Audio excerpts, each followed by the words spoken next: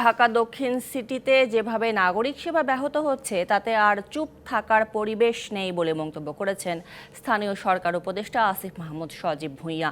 দুপুরে মন্ত্রিপরিষদ বিভাগের সভাকক্ষে এক অনুষ্ঠানে কথা বলেন তিনি।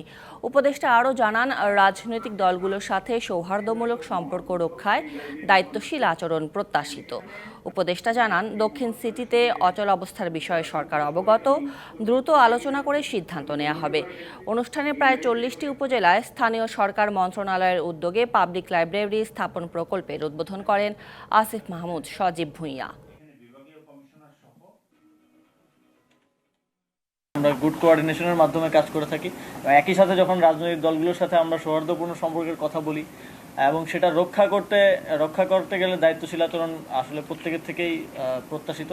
আমরা আমাদের দায়িত্বটা পালন করার চেষ্টা করছি, দায়িত্বশীল আচরণ করার চেষ্টা করছি। তবে এ বিষয়ে যেভাবে নাগরিক সেবা আসলে ডেডলকের দিকে যাচ্ছে, এ বিষয়ে আর আসলে চুপ থাকার মতো পরিবেশ পরিস্থিতি নেই এবং সরকারের উচ্চ পর্যায়ে এটা নিয়ে কনসার্ন আছে। সেখানে আলোচনার ভিত্তিতে যেটা সিদ্ধান্ত আসে আমি সেটাই বাস্তবায়ন করব খুব দ্রুত সময়ের মধ্যেই।